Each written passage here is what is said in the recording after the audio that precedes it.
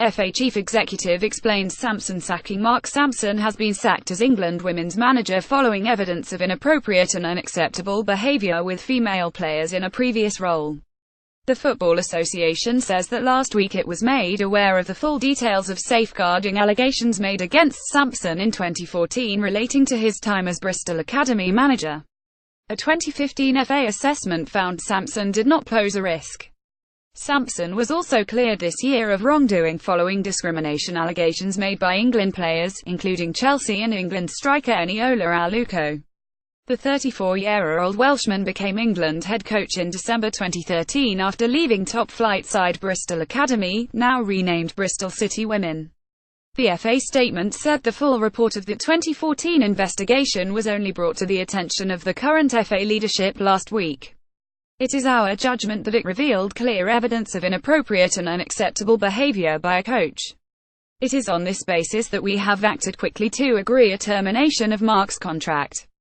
Women in Sport announced Sampson had been removed as patron of the charity following the FA decision. It's a difficult decision for Chief Executive Martin Glenn. Speaking to BBC Sport's Richard Conway, "We have taken this decision today. In 2014 there were concerns raised about Mark's time at Bristol Academy. These were investigated by the FA's safeguarding unit and Mark was cleared in terms of his suitability to continue in football in early 2015. Let's be clear, Mark is not deemed to be a safeguarding threat in football. The problem is that when I read the full report of that just last week, the issue became one of Mark's conduct and it's really around the boundaries between a player and a coach. On reading that report, I felt that what I saw was incompatible with the standards that we'd expect for someone to work at the FA. Many people will look at this and perhaps think this is a convenient way to get rid of Mark Sampson given the ongoing scrutiny he is under over Aluko's allegations. What do you say to that? I can understand why people would say that, but they are two very different things. The concerns Aluko raised were about perceived bullying and perceived racism. We have investigated those properly. There have been two separate investigations actually which have broadly concluded there's no systematic evidence for that. This is a different issue. This is about his conduct before his time at the FA, which we judge just isn't consistent with the standards that an FA employee needs to show. Is Mark Sampson fit to work as a coach in football generally in your opinion? Mark Sampson is absolutely clear to work as a coach in football. But you don't think it's appropriate to work as the England coach when he can work elsewhere? I think that's for other people to make their mind up. In terms of the standards we set at the FA and what we know about what happened, we are very clear about our decision. This situation is a mess, a spokesman for Bristol Academy said. In 2014 the club was made aware of the FA's investigation into allegations surrounding Mark Sampson. Bristol Academy women cooperated fully with that investigation, which found that Mark Sampson did not pose a safeguarding risk working in the game. The club has had no further contact from the FA on this subject in the intervening years. Minister for Sport Tracy Crouch said this situation is a mess and raises very serious questions about whether the historic processes that the FA had in place around the recruitment of coaches were appropriate for something like this to have been missed. The FA are right to have taken action, but reassurance is needed to make sure this does not happen again at any level of coaching.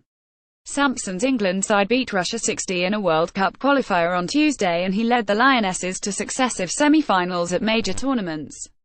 Last year Sampson signed a new contract to remain in charge until 2019. He has had his contract paid up in full by the FA. I'm not a racist. Sampson, how did we get here? December 2013 Sampson becomes England manager having left Bristol Academy early 2014. Complaint against Sampson made relating to his time at Bristol. March 2015 FA Safeguarding Review Panel concludes investigation and in October 2015 he is cleared to continue working in football. May 2016 England forward Eniola Aluko is asked to participate in a cultural review of all England teams by the FA's technical director Dan Ashworth. December 2016 an independent investigation, led by barrister Catherine Newton, hears Aluko's claims that during a meeting in 2015, Sampson made a highly inappropriate remark. March 2017. The independent review clears Sampson and his staff of wrongdoing, but it is understood that Aluko was paid £80,000 in a confidentiality agreement. 13 September. The 2017 FA says it received the full safeguarding review panel report on the allegations against Sampson. 14 September 2017. The FA says it could reopen its investigation into racism claims against Sampson after further evidence is submitted. 20 September 2017. Sampson sacked by FAFA investigation. Last week, the FA announced it was to reopen its investigation into separate discrimination claims against Sampson. First made in 2016, Sampson was alleged to have asked mixed-race England midfielder Drew Spence whether she had been arrested during a tournament in 2015, a claim which he denied. Eniola Aluko speaks to BBC Sports editor Dan Roan. The claim was first made by Spence's England and Chelsea teammate Aluko, and Spence has now submitted written evidence to support it.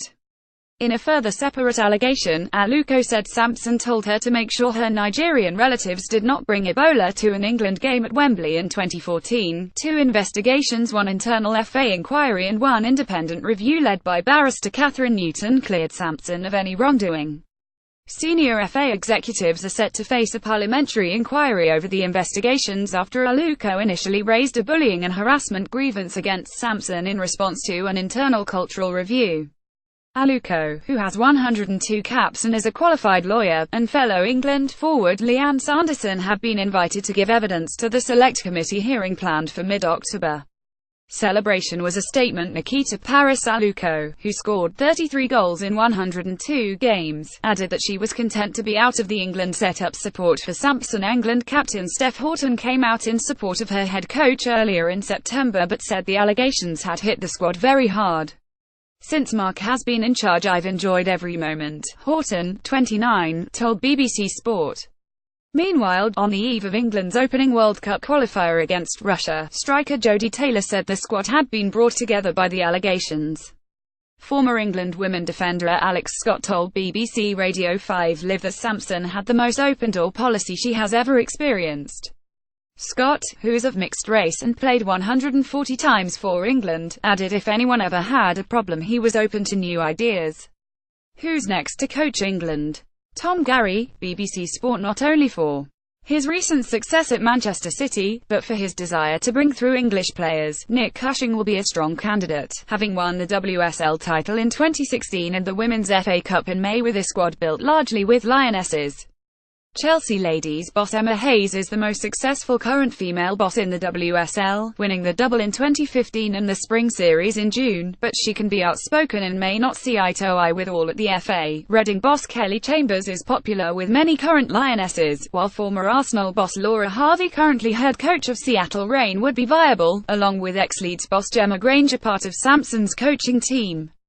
Alternatives include the current Canada women national team boss John Herdman from County Durham, who has earned good credit for lifting Canada up to 5th in the world, while Englishman Colin Bell won the 201,415 Champions League with Frankfurt. You can now add WSL 1 alerts for goals and results in the BBC Sport app.